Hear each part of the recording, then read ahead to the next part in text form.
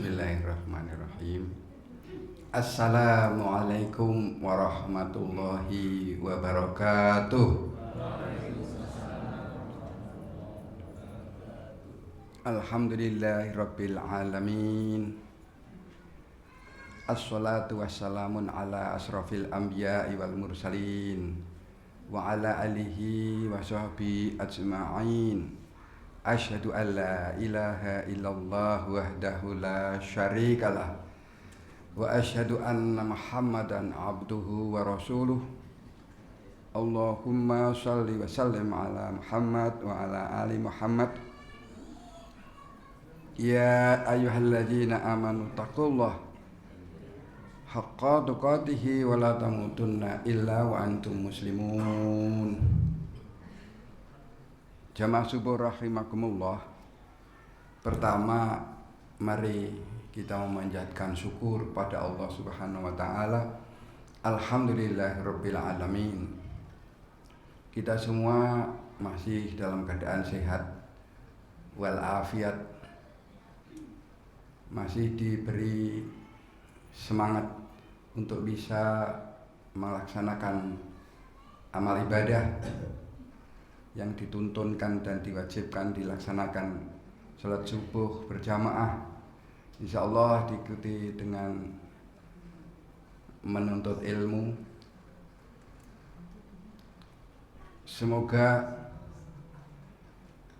keistiqomahan selalu melekat pada diri kita, sehingga pada akhir dari kehidupan kita itu terpenuhi doa kita selalu, wala tamutunna illa wa antum muslimun. Janganlah sekali-kali kalian mati kecuali dalam keadaan Islam, atau biasanya disebut husnul khotimah. Hambatan, tantangan, ancaman, gangguan untuk mencapai husnul khotimah itu besar sekali. Mudanya semangat sekali menuntut ilmu, beribadah, tuanya malas. Kesehariannya banyak ibadah, pada akhirnya berakhir dengan keburukan.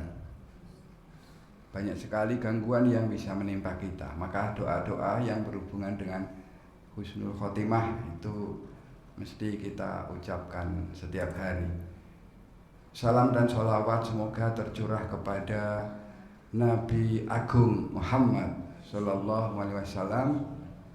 Semoga keselamatan dan keberkahan juga dilimpahkan oleh Allah pada keluarganya, sahabatnya, dan pengikutnya yang senantiasa menjalankan ajarannya sampai akhir zaman. Allahumma amin. Kita juga terus berusaha meningkatkan amalan takwa. Salah satu upaya meningkatkan amalan takwa adalah menuntut ilmu. Maka pada pagi hari ini saya mengambil judul amal soleh. Ini judul ini sangat penting karena ini adalah kunci masuk surga. Ada pernah mendengar berita orang yang masuk surga tanpa amal soleh? Pernah dengar? Belum kayaknya loh. Kalau kalimatnya memang ada, kita itu masuk surga itu bukan karena amal, tapi karena keridhaan Allah, kan gitu ya. Tapi keridhaan Allah itu melekat pada amal yang kita lakukan. Artinya kita beramal itu ada yang diterima dan ada yang tidak diterima. Nah, inilah kita. Jadi yang menjadi kunci itu adalah amal yang diterima. Oleh karena itu kita mulai dengan satu doa sangat mujarab, dan ini dipraktekkan oleh Rasulullah Sallallahu Alaihi Wasallam. Doa pembuka ilmu, doa pembuka rezeki, dan doa pembuka amal yang diterima. Apa ibu ada yang hafal? Rabbi zidni ilma warzuqni fahma. Iya, itu betul. yang di dalam riwayat itu dibaca oleh Rasulullah Shallallahu Alaihi Wasallam setiap selesai sholat adalah bunyinya begini: Allahumma inni as'aluka ilman nafi'an wa rizqan thayyiban wa amalan mutaqabbalan. Ini konon menurut Ibnu Majah, ini hadis riwayat Ibnu Majah nomornya 925, Ahmad 305 322, Al-Hafiz Abu Thahir mengatakan hadis ini sahih. Ibnu Majah mengatakan Rasulullah senantiasa membaca doa ini selesai sholat subuh.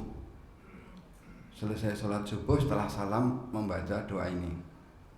Allahumma inni as'aluka ilman nafi'an wa rizqan thayyiban wa amalan mutaqabbalan. Bapak Ibu sudah hafal nggih? Alhamdulillah. Sudah dipraktekkan nggih? Alhamdulillah ya Allah. Berarti materinya telat. Tapi materi apa sih yang belum pernah disampaikan? Nah, ada cuma pengamalannya yang belum semuanya. Materi kajian itu tidak lepas dari Al-Quran dan hadis. Al-Quran dan hadis pasti sudah disampaikan. Jadi kalau ada ustadz yang menyampaikan materi Al-Quran dan hadis belum pernah disampaikan, dijamin palsu, betul nggak? Jadi kalau setiap bulan Ramadan kita membaca ayat 183 Al-Baqarah terus menerus, iya memang seperti itu, nggak pernah berubah sejak zaman Nabi. Nggak apa-apa. Nah, untung pagi ini saya tidak baca itu. Padahal baca itu pasti berpahala loh. Kenapa dihindari ya? Jadi ini Allahumma inni as'aluka ilman nafi'an wa rizqan thayyiban wa amalan mutaqabbalan. Ini ada 3 kata kunci ya. Ilman nafi'an, ilmu yang ilmu yang bermanfaat, tidak sekedar tahu tetapi membawa manfaat kebaikan bagi diri sendiri dan orang lain. Ilmu itu saudara-saudara utama sekali kan di dalam Islam. Anjuran menuntut ilmu, keutamaan orang yang menuntut ilmu, meningkatkan derajat orang yang beriman dan berilmu pengetahuan, menuntut ilmu sepanjang hidup dan sebagainya. Itu ayat dan hadisnya banyak sekali. Tapi doa ini pertama kali yang diinginkan ada ilmu yang membawa kebaikan diri sendiri maupun orang lain. Ilmu pengetahuan dan teknologi. Teknologi itu apa? Adalah ilmu pengetahuan yang diterapkan pada tataran teknik. Itu teknologi. Di dalam kehidupan modern, ilmu pengetahuan dan teknologi itu bebas nilai. Bebas nilai itu artinya dia tidak positif dan tidak negatif, tidak merusak dan tidak manfaat, bergantung pada manusianya. Kalau di dalam kehidupan modern ada pepatah bahasa Inggris, the man behind the gun. Bedil itu netral, tergantung orangnya. Di tangan Pak Polisi itu menjadi bermanfaat, menimbulkan keamanan, mengendalikan kejahatan. Tapi di tangan orang yang hatinya jahat, rampok, ya digunakan untuk merusak. Nah itu katanya itu begitu, the man behind the gun. Tergantung orangnya. Maka ilmu pengetahuan teknologi itu bebas nilai. Nah kalau di dalam Islam itu ilmu pengetahuan teknologi tidak bebas nilai. Dia wajib berpihak kepada kebenaran. Kalau Bapak Ibu belajar filsafat ilmu, sebetulnya di dalam pengertian saintifik atau ilmiah itu adalah menjaga ilmu pengetahuan hanya berpihak pada kebenaran. Tetapi dalam pelaksanaannya itu manusia mengamalkannya menjadi dua, menjadi kebaikan atau menjadi keburukan. Bahkan doa berbahasa Arab itu juga bisa dijadikan doa pencuri agar tidak ketahuan. Bismillahirrahmanirrahim, saya mau mencuri, mudah-mudahan tidak ketahuan. Ya dikabulkan. Nah, apalagi yang bukan doa lurus itu ya, mudah sekali dipelencongkan, dibelokkan. Nah, ada contoh misalnya ilmu fisika ya. Fisika diterapkan dalam bidang nuklir. Positif atau negatif, ini dalam contoh ilmu bebas nilai tadi yang diyakini oleh kehidupan modern. Fisika dalam bidang nuklir itu bisa menjadi energi, pembangkit listrik tenaga nuklir, PLTN ya. Tapi bisa jadi negatif, ingat bom atom yang meluluh lantakkan Hiroshima Nagasaki, itu penerapan fisika dalam bidang nuklir yang itu Chernobyl itu instalasi pembangkit listrik tenaga nuklir bocor saja sudah luar biasa. Senjata biologis itu penerapan dari ilmu biologi. Contoh sudah dua itu tadi ilmu murni loh itu. Apalagi ilmu terapan kayak teknik sipil, teknik elektro, pertanian, itu ilmu-ilmu terapan. Itu juga sama, bisa positif, bisa negatif. Ini yang ilmu murni itu pun termasuk. Biologi itu ada senjata biologi. Zaman sekarang perang itu tidak harus pakai bedil, senapan, bom dan sebagainya. Sebar saja itu bakteri suatu bangsa, suatu negara, dia bisa hancur. Virus, jamur, COVID itu bisa jadi senjata biologis, saudara-saudara. Bisa jadi, itu buatan manusia, bisa dikendalikan.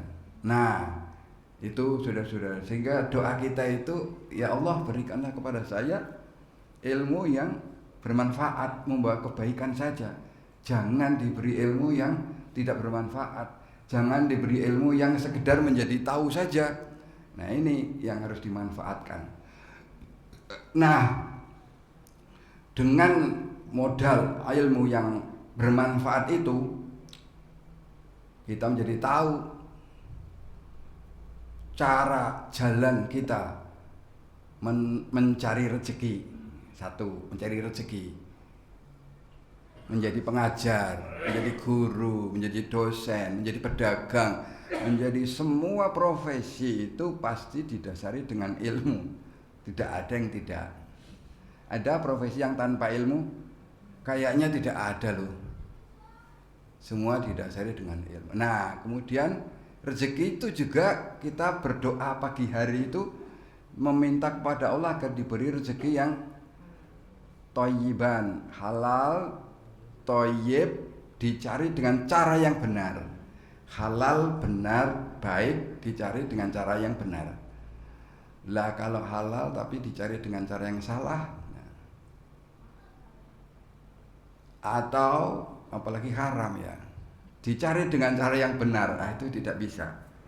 Berarti yang kedua itu kita berharap dengan ilmu yang kita miliki, ada yang kuliah, ada yang sekolah sampai SMA, ada yang kursus, ada yang non formal. Pendidikan itu kan ada formal, informal, non formal. Informal dan non formal ini bedanya apa ini? Informal itu ada lembaganya. Nah, dan diakreditasi pendidikan-pendidikan itu, saudara-saudara, diakreditasi untuk menjamin mutu, memastikan bahwa yang disampaikan itu memenuhi syarat-syarat minimal standar. Nah, itu yang rezeki yang dicapai melalui keilmuan itu adalah yang thayyiban. Pagi hari kita berdoa itu, maka ketika kita melakukan profesi dijaga oleh Allah, insya Allah, agar rezeki yang kita terima itu halalan thayyiban. Lah yang terakhir, saudara-saudara, wa amalan mutaqabbalan, amal ibadah atau pekerjaan yang diterima oleh Allah. Nah, diterima itu adalah kuncinya ikhlas. Amal yang diterima oleh Allah itu kuncinya ikhlas. Hari pertama pengajian di sini Ustadz Adam menyampaikan ikhlas. Kajian ikhlas itu berat sekali, bukan? Berat sekali kita melakukan amalan, tapi di dalamnya terkandung sedikit tumpangan kan di situ ya. Kita berpuasa tapi siapa tahu badan saya susut. Katanya tertolak kan kemarin dulu ya. Berat itu. Nah, ikhlas. Apa amalan yang diterima oleh Allah? Kuncinya itu adalah ikhlas, saudara-saudara. Dan ikhlas ini tidak mudah. Maka saya mencoba menelusur apa betul ikhlas itu berat. Kalau orang beramal kalau mencari surga, saya sempat ngobrol di situ. Beramal secara ikhlas itu murni semata-mata karena Allah dan berharap masuk surga. Ikhlas apa enggak? Atau sambil beramal murni pada Allah tapi sambil ya Allah jangan saya masukkan ke surga, jangan masukkan ke neraka. Ikhlas apa enggak kira-kira itu ya? Lah kemarin ya kalau masih inline ya ridha Allah, surga, tercegah neraka, ya ikhlaslah kalau itu. Iya, ikhlas. Maka Imam menelusur ternyata di dalam kitab ini cukup menarik ya. Mudah-mudahan Bapak Ibu juga sudah pernah membaca. Namanya Abu Hamid Muhammad bin Ahmad Al-Ghazali. Ini nama paling populer itu memang Muhammad. Kalau punya anak diberi nama Muhammad, punya cucu diberi nama Muhammad lagi dan sebagainya. Nah, ini dikenal sebagai sebutan Imam Ghazali. Lahirnya lupa, tapi meninggalnya saya ingat karena angkanya unik, 1111. 1111 itu Al-Ghazali meninggal umurnya 52 tahun. Jadi lahirnya kapan? Pak Taufik? Imam Ghazali meninggal usia 52 tahun.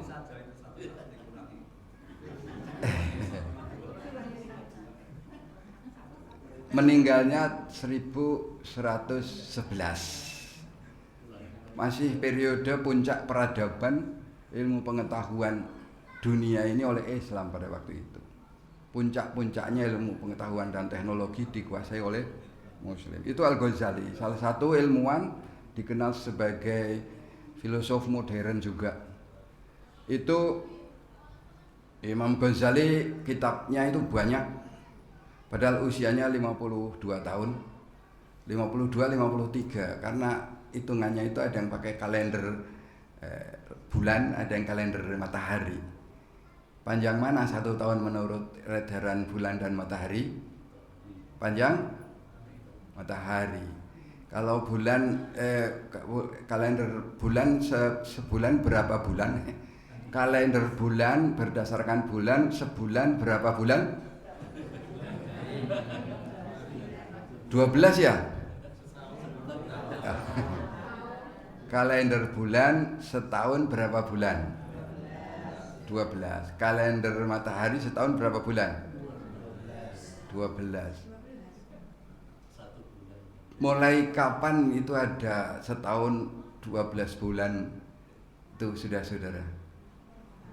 Karena ternyata coba silahkan telusur 600 tahun sebelum Masehi itu 1 tahun itu pernah sebelum 12 bulan itu 10 bulan. Kalau nggak salah namanya itu Kaisar apa? Bukan, di belakangnya lagi. Itu yang merubah. Ini kalau setahun 10 bulan itu kok beda ya dengan hitungan matahari, dirubah sama dia menjadi 12 bulan. Tambah nama 2 bulan lagi. Jadi kalender itu relatif sekali ya. Kalender yang 10 bulan menurut 12 bulan menurut edaran bulan itu juga munculnya kapan kira-kira? Apakah setelah Islam?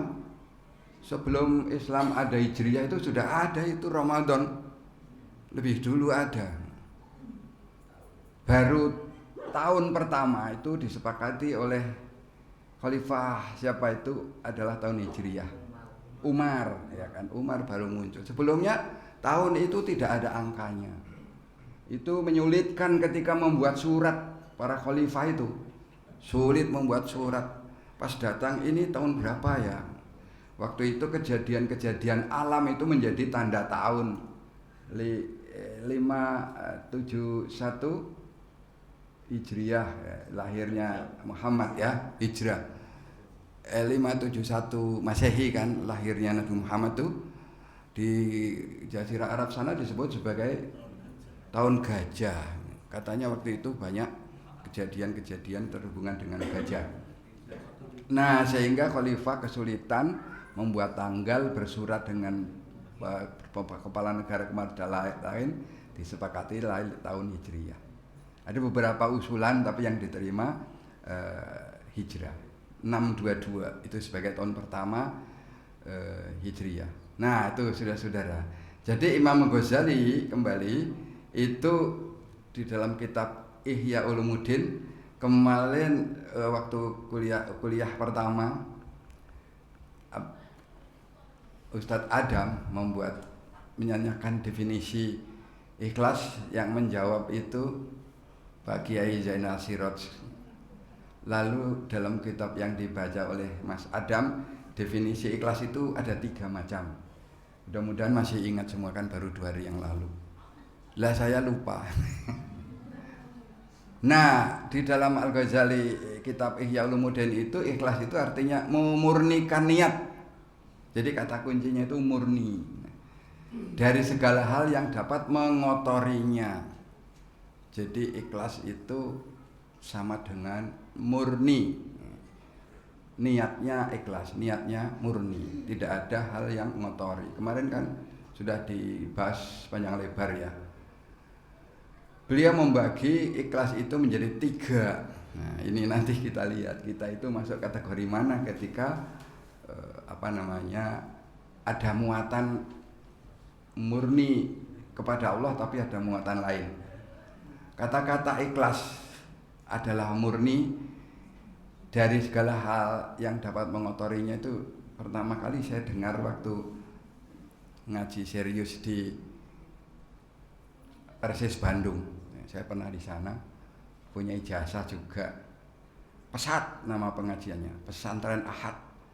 Hari Minggu ngajinya pagi sampai sore. Dikatakan Persis Bandung itu unik.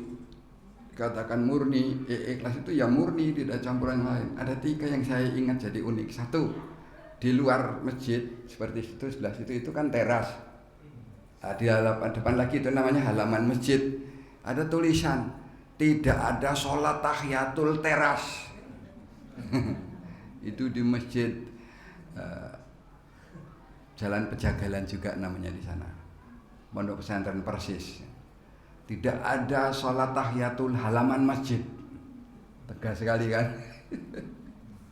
Itu ini aneh kali. Nah, diskusinya panjang karena beda kalau masjid-masjid kita dengan Masjidil Haram. Kalau Masjidil Haram itu halamannya juga masuk Masjid Haram kan, masih wilayah haram. Hotel-hotel juga masih wilayah haram. Kalau pas penuh hanya dapat di teras hotel, masuknya juga berjamaah ke Masjidil Haram. Tapi kalau di masjid lain, di luar masjid itu menurut Persis itu tidak ada tahiyatul halaman. Apalagi di alun-alun, di lapangan sekolah Idul Fitri, Idul Adha, datang tiba-tiba sholat tahiyatul lapangan, alun-alun, itu tidak ada. Terus ada lagi yang kedua, gerakan sholat itu ya, sedikit saja nih. Yang bergerak-gerak itu dikaji mendalam, itu hadisnya banyak Bapak Ibu. Nah, kenapa mereka memilih yang menggerakkan? Dua-duanya benar loh, yang ke depan belakang, yang langsung berdiri atau yang syahadat baru berdiri, itu semuanya benar, ada yang muter-muter. Nah, itu hadisnya dilacak, itu teksnya itu ada yang mengatakan dirunut-runut. Saya mendengar saya mendengar si A terakhir berkata, Rasulullah kalau tahiyat lagi tahiyat jarinya bergerak. Tapi ada teks lain, si A mengatakan, aku melihat Rasulullah ketika sholat jarinya bergerak. Itu diyakini lebih tinggi karena melihat itu lebih tinggi daripada mendengar. Nah gitu. Jadi mereka mengamalkan itu dianggap lebih baik, tapi tidak menyalahkan yang lain. Jadi kita dalam hal fikih ya kemarin ya, antara syariah dan fikih itu ada pemahaman yang nampaknya memang berbeda dan kita perlu mempelajarinya sehingga tidak mudah menyalahkan yang tidak sama dengan kita. Jadi kita akan jadi dewasa. Ikhlas balik. Yang pertama itu Al-Ghazali mengatakan disebut ikhlas awam atau ikhlas tingkat dasar atau ikhlas umum. Al-Ghazali sering membuat kalimat seperti ini, bahkan puasa saja juga ada 3 tingkatan. Puasa awam, puasa khusus, puasa istimewa. Ini juga sama, orang yang beribadah dengan niat murni karena Allah itu ikhlas. Namun masih disertai harapan untuk mendapatkan keuntungan ukhrawi, keuntungannya ukhrawi, seperti pahala surga atau takut siksa neraka. Ini menurut Ghazali termasuk ikhlas. Jadi Bapak Ibu ternyata walaupun ada muatan, kalau dia berorientasi ukhrawi itu ikhlas. Pada tahap ini dunia bukan tujuan utama lagi, tapi belum sepenuhnya bebas dari keinginan pribadi. Jadi ada muatan, tidak semata-mata ikhlas karena Allah, tapi ya saya beribadah ikhlas kepada Allah ya, mudah-mudahan dapat surga. Nah ya ini termasuk ikhlas. Ikhlasnya awam kalau menurut Al-Ghazali. Singkat saja. Waduh, 5:30. Nah, yang kedua itu disebut ikhlas khawas, menengah. Kira-kira apa nih?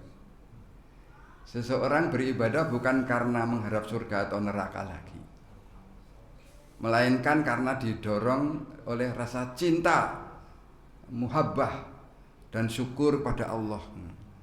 Saya beribadah, sholat, puasa, zakat, haji, zikir, itu kan amal ya.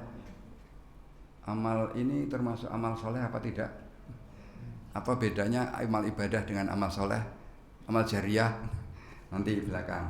Nah, ia memandang Allah layak disembah karena keagungannya tanpa memikirkan imbalan. Sehingga kalau sufi ada yang sampai doanya itu orang awam memandangnya lucu. Ya Allah, jangan kau masukkan aku ke surga yang mulia, karena saya terlalu hina masuk surga. Tapi jangan juga masukkan neraka-Mu ya Allah, karena aku takut dengan siksamu. Orang jelas banget. Ada yang mengatakan begitu. Ini kan aku terserah kepadamu.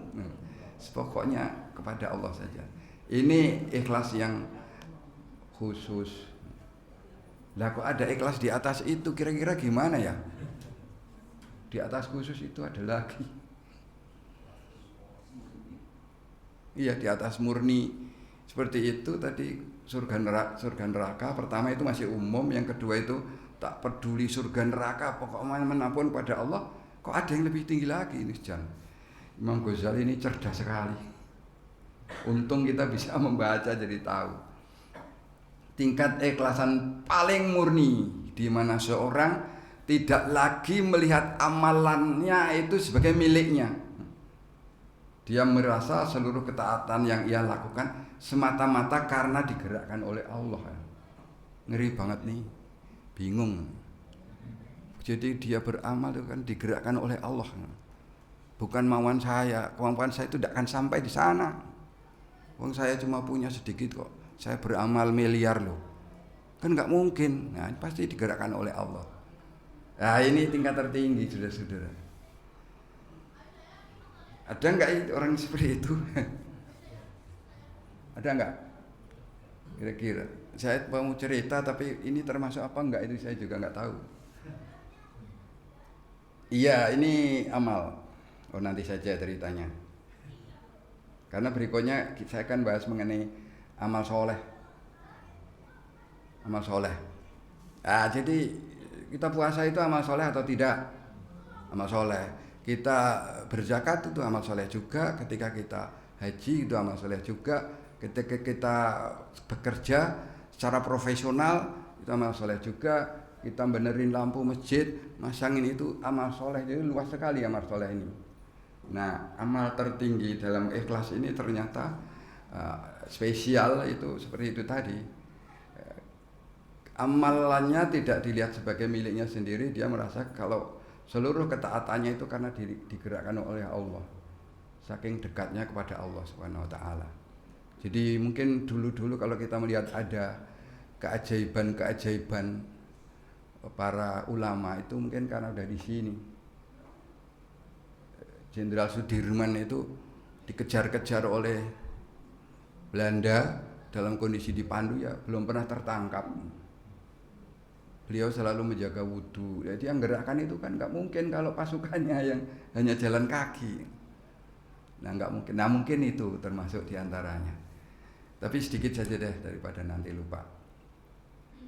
Termasuk ini Bapak Ibu, polisi yang membantu menyeberangkan anak kecil itu juga amal soleh ya.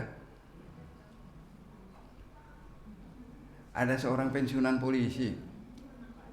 Ini saya cerita Bapak polisi karena ada juga Pak polisi di sini dan polisi-polisi baik itu banyak sekali. Kalau mau cerita polisi baik itu luar biasa. Nomor 1 itu Hugeng namanya, Kapolri zaman dulu. Itu luar biasa, dikagumi semua orang. Ada seorang polisi pensiun, usaha, dapat harta banyak, sedikit demi sedikit dia kumpulkan. Jadi dia orang kaya, padahal udah pensiun. Saya udah tahu pensiun polisi itu berapa seumurnya Pak? 58 pensiun, usaha. Sampai berhasil. Sekali waktu pas jalan-jalan melihat bangunan masjid belum selesai. Terus dia kok tergerak, turun dari mobil datang. Ini kok belum selesai karena apa? Ya gini. Lalu ada masalah apa lagi? Ini masjid tapi tidak di pinggir jalan dan tidak ada akses jalan ke jalan raya. Itu ada masih terbuka iya tapi belum terbeli. Berapa harganya? 1,2. Yaudah dia bayar. Terus setelah itu dia pergi. Bapak Ibu saya kasih tahu, Bapak polisi ini jamaah masjid sini. Dan masjid yang dibantu 1,2. Baru sekali ke situ, setelah itu pergi nggak ke situ lagi, itu masjid PCM. Baru kemarin dulu saya dengar cerita ini. Siapa kira-kira Pak polisi jamaah sini? Cari. Ya? Bukan. Nah itu Pak Bagianto itu temennya. Ingat nggak dulu ada ngaji di sini? Nah, betul Pak. Betul. Nggak apa-apa ya disebut namanya ya. Wong ini cerita baik.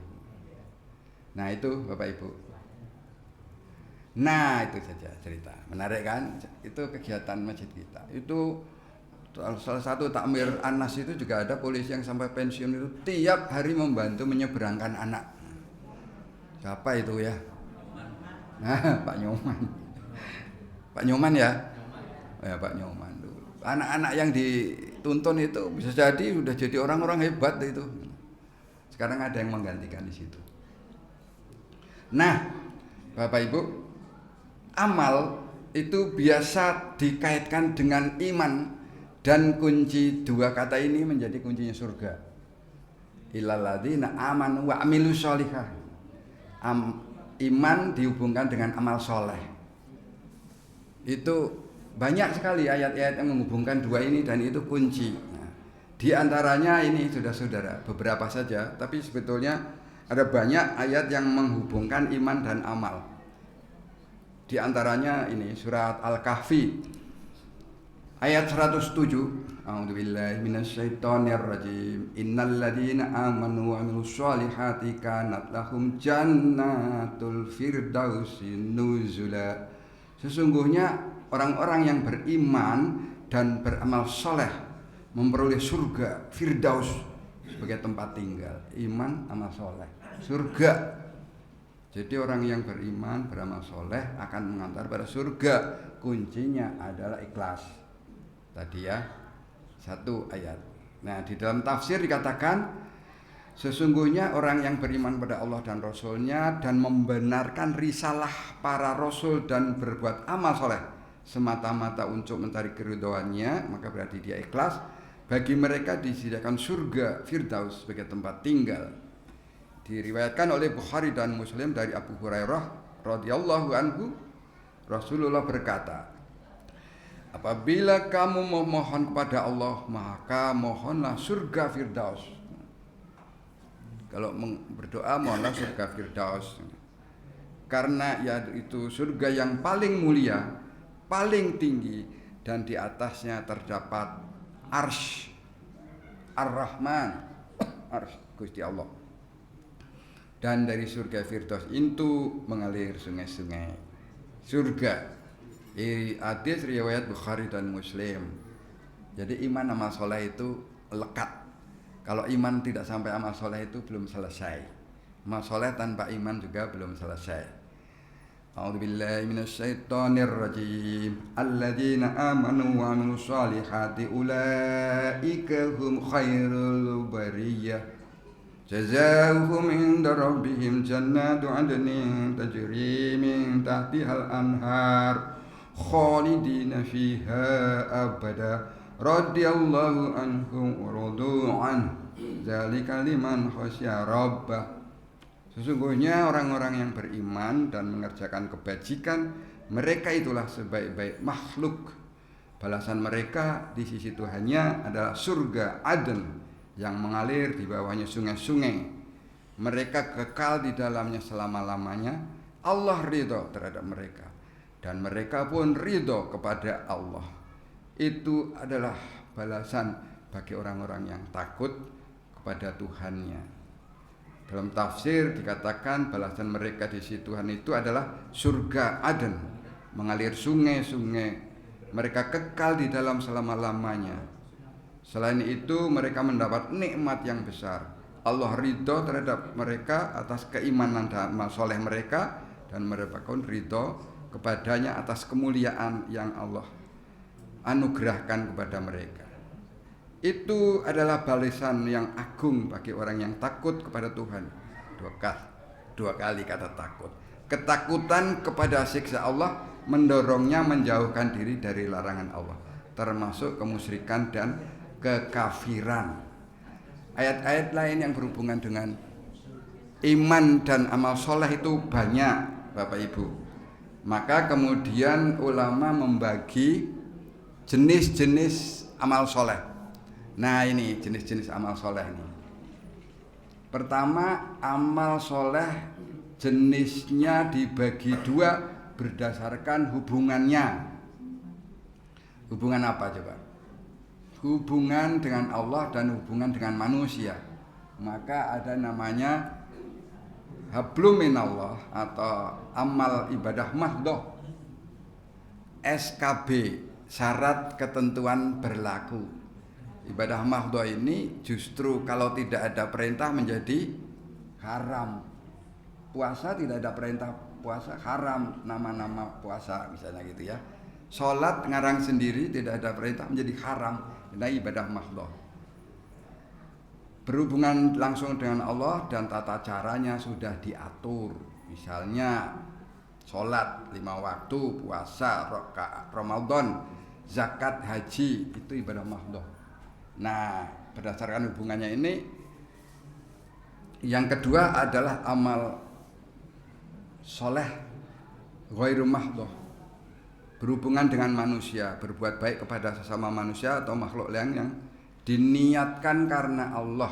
Nah, tadi polisi membantu menyeberangkan anak-anak yang sekolah di depan sekolahan itu diniatkan semata-mata karena Allah. ini menjadi ibadah atau menjadi amal soleh, namanya ghairu mahdhur. Menyingkirkan duri lah, sekarang menyingkirkan duri kan udah nggak ada ya. Menyingkirkan bongkahan batu bekas bangunan, menyingkirkan kayu, nah kayu bekas pohon yang ditebang belum selesai. Di depan rumah Pak Taufik itu ada kayu tumpukan. Itu kalau lewat situ tuh takut sekali. Sebelahnya pasti ada mobil, sebelah utaranya tuh kayu. Kalau nggak hati-hati sekali, grek gitu kan. Ya, lewat kan? Saya lewat sekali. Ya.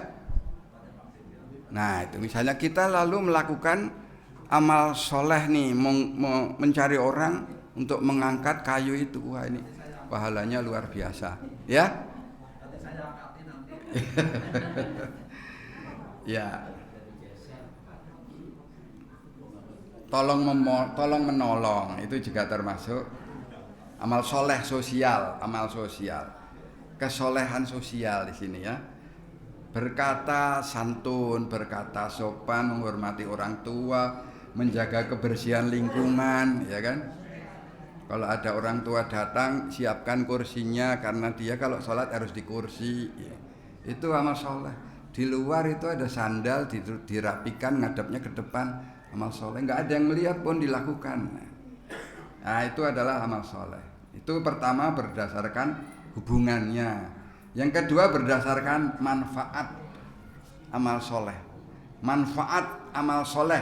Nah, singkatnya ini ada 3. Dalam salah satu hadis dikatakan idza ma tabnu adama in qata'a amaluhu illa min salasin shadaqatin jariyatin wa ilmin suntafaqu bih wa waladi sholihi yad'ulah. Apabila anak Adam mati putus amalnya kecuali 3, sedekah jariah, ilmu manfaat, anak soleh yang mendoakan orang tuanya. Sedekah jariah, nah ini nanti apa bedanya dengan amal jariah, bedanya dengan amal soleh dan amal ibadah. Amal jariah bagian dari amal soleh. Sedekah dalam bentuk fisik yang manfaatnya berkelanjutan. Itu termasuk secara manfaat itu adalah sedekah yang pertama, fisik, membangun masjid, menggali sumur, wakaf Al-Quran, wakaf laptop, HP untuk pengurus masjid. Nah, misalnya apa saja yang bisa manfaatnya diambil oleh orang banyak ini, wakaf karpet. Nah, terus menerus selama karpet itu dipakai, yaitu pahalanya terus mengalir. Yang kedua ilmu yang bermanfaat, mengajarkan ilmu kepada orang lain sehingga orang itu mengamalkan. Bapak Ibu, makanya oleh karena itu yang punya cucu ya Pak Eko ini atau siapa yang punya cucu yang lain. Nah, kalau bisa cucu kita itu mengucapkan Bismillahirrahmanirrahim karena ajaran kita. Ya? Iya, misalnya gitu ya. Karena ajaran kita. Jadi dia nanti seumur hidupnya ketika dia baca Bismillah itu diajari mbae. Ibu-ibu pernah nggak kepikir begini? Coba Bismillah dulu deh, Bismillah saja. Lalu doa-doa yang lain. Nah sedikit demi sedikit itu anak kecil diajari sok angel. Kalau diajari yang jelek-jelek malah cepet. Kalau ajari nyanyi pasti cepet sekali. Nah ini Bapak Ibu, kita mencari amal jariah yang tanpa modal, tapi kita bisa. Nah, ajari anak kecil yang belum bisa apa-apa itu. Kebetulan kita masih punya cucu. Kalau masih punya anak ya ajari anak kita. Alhamdulillah. Jadi sholat, bacaan sholat pertama dari orang tua atau dari mbahnya. Pernah nggak kita melakukan itu? Malah dititipkan orang lain, nanti pahalanya kepada orang lain. Doa anak soleh, anak yang dididik dengan baik, dia bisa mendoakan orang tuanya. Ini juga berat, saudara-saudara. Mendidik anak soleh itu tidak mudah. Anak yang tidak terdidik dengan baik itu ya banyak sekali. Dan kewajiban mendidik anak ya terus menerus. Kalau awal masih kecil kita bisa pakai fisik, Saya pakai kalimat-kalimat keras, tapi kalau udah tua ya tidak lagi. Terakhir tinggal mendoakan. Nah, amal soleh berdasarkan bentuk perbuatannya. Itu ada amal lisan, amal hati, anggota badan. Ada 3. Amal lisan, zikir, membaca Al-Quran, memberi nasihat, berkata jujur, itu adalah lisan. Kemudian hati ya kita ikhlas, kita sabar, termasuk kita bekerja profesi kita dengan baik jujur itu adalah termasuk amal soleh dengan hati kita. Dengan anggota badan ya kita naik motor dari rumah ke masjid, jalan kaki dari rumah ke masjid, membantu orang lain yang susah. Itu amal anggota badan. Memasang teratak di sebelah situ, memasang ini atau apa itu namanya pembatas, ibu-ibu minta di dalam diperpanjang ke arah utara. Nah itu termasuk amal soleh. Dengan fisik kita, ada yang dengan fisik, ada yang dengan jarinya. Itu tolong dibawa ke situ, berian tuh diambil tangganya. Nah itu pakai jari udah bisa menjadi amal jariah, ya kan? Jadi sangat luas ini. Ya itu pakai jari nunjuk-nunjuk batet. Boleh. Begitu. Jadi amal soleh itu sederhana, itu kita bisa lakukan sendiri kapan saja dengan fisik kita, dengan kalimat kita, dengan hati kita, di mana saja kita bisa lakukan. Semata-mata apa yang kita lakukan untuk mencari keridhaan Allah atau kita lakukan dengan ikhlas, maka itu menjadi pahala bagi kita semuanya. Mungkin itu saja Bapak Ibu yang saya hormati. Mudah-mudahan ada manfaatnya. 4 menit lagi itu sudah suruk ya Pak. Nah, kurang lebihnya mohon maaf yang sebesar-besarnya. Bapak Ibu, mari kita tutup bersama dengan doa kafaratul majelis. Subhanak alhamdulillahirabbil alamin, subhanakallahumma wa bihamdika asyhadu an la ilaha illa anta astaghfiruka wa atubu ilaik. Billahi taufiq wa hidayah. Wassalamualaikum warahmatullahi wabarakatuh.